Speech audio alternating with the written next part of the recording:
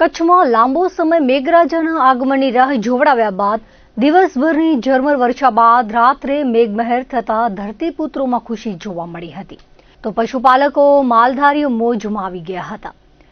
રાત્રિના ભારે પવન સાથે અને વીજળીના ચમકારા સાથે મેઘરાજાએ હેત વરસાવવાનું શરૂ કર્યું હતું। જિલ્લા મથક ભુજ શહેર તેમજ તાલુકામાં ગત રાત્રિના 2 ઇંચ વરસાદ વરસ્યો હતો, જે બાદ આજે સવારે પણ ભુજ શહેર તેમજ તાલુકાના માધાપર, માનકુવા, મિર્ઝાપર, કુરબઈ સહિતના વિસ્તારમાં ઝરમર ઝાપટા વરસ્યા હતા, તો શહેરમાં 4 છાંટા પડતાની સાથે લોકોની મુશ્કેલીમાં વધારો થયો છે। ખાસ કરીને રહેણાંક વિસ્તારોમાં ગટરો છલકાઈ રહી છે। વરસાદી પાણીની સાથે શેરીઓ અને રોડ સાઇડની રેતી પણ તણાઈને આવી રહી છે, તેમજ ઠેર ઠેકાણે લોકોએ પાણીમાં કચરો પણ નાખ્યો હોવાથી એક પણ વિસ્તારમાં હાલમાં સ્વચ્છ જોવા મળતો નથી। નગરપાલિકાએ 20 લાખના ખર્ચે નાળાની સફાઈ કરી, પરંતુ તેમાં પાણીના બદલે કચરો જોવા મળે છે। દરમિયાન જ્યુબિલી મેદાનમાં પાણી ભરાઈ ગયા હતા। ઉપરવાસમાં વરસાદથી હમીરસરની આવ પણ શરૂ થઈ હતી। નખત્રાણા પંથકમાં મેઘરાજાએ મધરાત્રે મંડાણ કરતા ખેડૂતો માલધારી વર્ગમાં આનંદની લાગણી છવાઈ છે। સમગ્ર તાલુકામાં 3 થી 4 ઇંચ વરસાદ નોંધાયો છે। તળાવો, નદી, ડેમો, ખેતરો, વાડીઓમાં પાણી આવ્યા છે। વરસાદ પડતા ગામના રામેશ્વર તળાવમાં મોટા પ્રમાણમાં પાલર પાણી આવ્યા છે। કણબી ફાઉન્ડેશન દ્વારા આ વિસ્તારમાં નવા ડેમો જળ સંગ્રહના ઊભા કરાતા તેમાં પણ પુષ્કળ પ્રમાણમાં પાલર પાણી ભરાયું છે। નેત્રામાં નવા નીર આવ્યા છે। વિગોડીનું સલિયારસર તળાવમાં નવા નીર આવ્યા હતા। ઉખેડામાં મધરાત્રે તોફાની ગાજવીજના કડાકા ભડાકા સાથે મેઘો મંડાણ કરતા નદી બંને કાંઠે વહી હતી। વિથોણ, અંગિયા, દેવપર, કલ્યાણપર, મંજલ સહિત પટ્ટામાં 1.5 થી 2 ઇંચ વરસાદ થયો હતો। નખત્રાણાના કૈલાશનગરમાં વરસાદથી વૃક્ષો ધરાશાયી થયા હતા। આ વરસાદ મગતલ, બાજરી, જુવાર, મગફળી સહિતના પાકો માટે જીવતદાન સમાન છે, તો 2 મહિનાથી ઘાસચારાની અછતથી પરેશાન માલધારી વર્ગને વરસાદથી મોટી રાહત મળી છે। મેઘકૃપાથી વંચિત રહેલ લખપત તાલુકામાં મધરાત્રે મેઘરાજાએ મંડાણ કરતા સચરાચર 2.5 થી 3 ઇંચ વરસાદ ખાબક્યો હતો। ભારે પવનના સુસવાટા વચ્ચે વીજળી પણ વેરણ થઈ હતી। ગત રાત્રિના ભારે વરસાદ બાદ ઉખેડા વિસ્તારમાં નદીના જોરદાર પ્રવાહમાં એક બાઇક તણાઈ ગઈ હતી। બાઇક પર સવાર પતિ પત્ની અને તેમનું 1.5 વર્ષનું બાળક પણ પાણીમાં તણાયા હતા। જોકે સ્થાનિકોની સતર્કતાથી ત્રણેયનો સમયસર બચાવ કરવામાં આવતા મોટી જાનહાનિ ટળી હતી। ભારે વરસાદને પગલે નદી, નાળાઓ અને કોઝવે પાર કરવાનું ટાળવાની અપીલ કરવામાં આવી છે। અબડાસામાં રાતના વરસાદ થતા ખેડૂતો માટે વાવણી લાયક અને પશુપાલકો માટે રાહતરૂપ બન્યો હતો। છેલ્લા અઠવાડિયાથી અબડાસામાં વરસાદી માહોલ છવાયેલો હતો। તેની વચ્ચે રાત્રે 1:30 વાગ્યાથી વીજળી સાથે અને ક્યાંક પવન સાથે રાત પાળીમાં મેઘરાજાનું આગમન થયું હતું।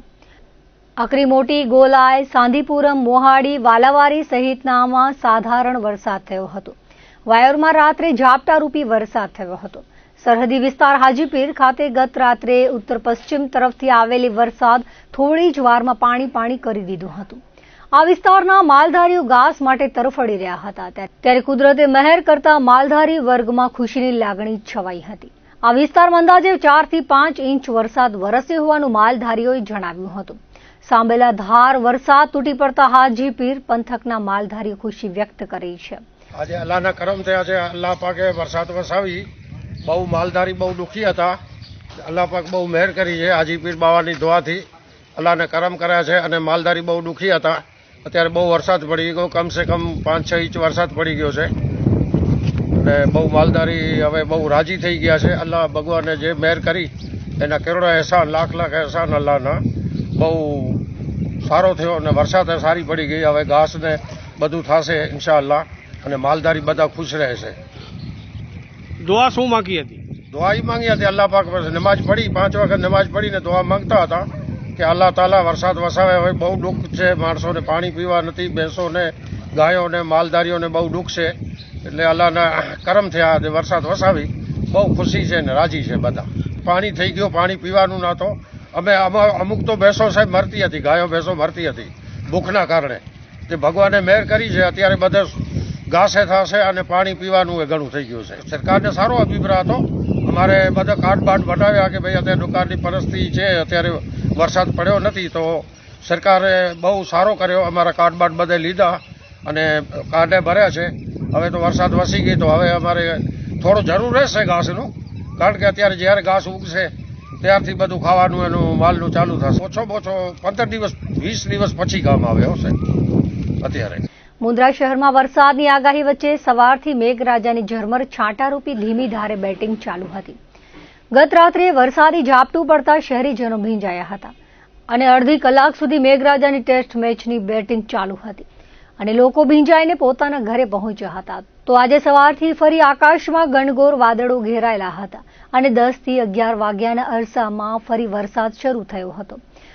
તેમજ લોકો જોરદાર વરસાદ વરસે તેવી આશા વ્યક્ત કરી રહ્યા છે. મળતી માહિતી મુજબ કારાગોગા ડેમ પર 1.5 ઇંચ જેટલો વરસાદ ખાબક્યો હતો અને ડેમમાં 10 સેમી પાણીની આવક થઈ હતી.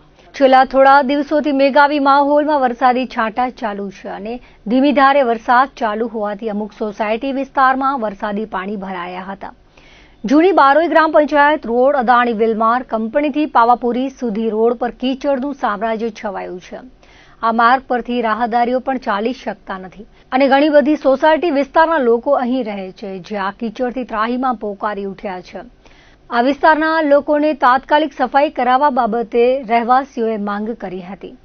હવામાન વિભાગની આગાહી વચ્ચે ગુરુવારે રાત્રે વાગડ વિસ્તારના રાપર તાલુકામાં મેઘરાજાની ધમાકેદાર એન્ટ્રી થઈ હતી, જેમાં દિવસ દરમિયાન વરસાદના ઝાપટા વરસ્યા હતા. વાગડ વિસ્તારના રાપર તાલુકામાં ખેડૂતોએ વાવેતર માટે ખેતર ખેડીને તૈયાર કર્યું હતું, પરંતુ વરસાદ આવતો ન હતો. આ વરસાદના લીધે ખેડૂતો તથા લોકોમાં હરખની હેલી વ્યાપી હતી.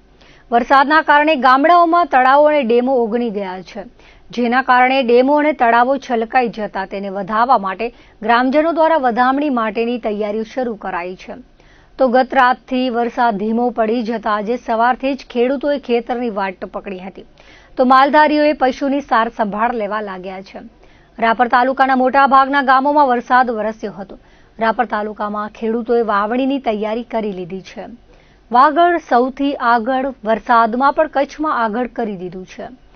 તો ફતેહગઢની ભોજનારી ડેમ, મોમાયમોરા તળાવ, ભીમાસર તળાવ, આડેસર તળાવ, બેલા, આણંદપર, વ્રજવાણી સહિતના અનેક તળાવો ઓગણ્યા છે.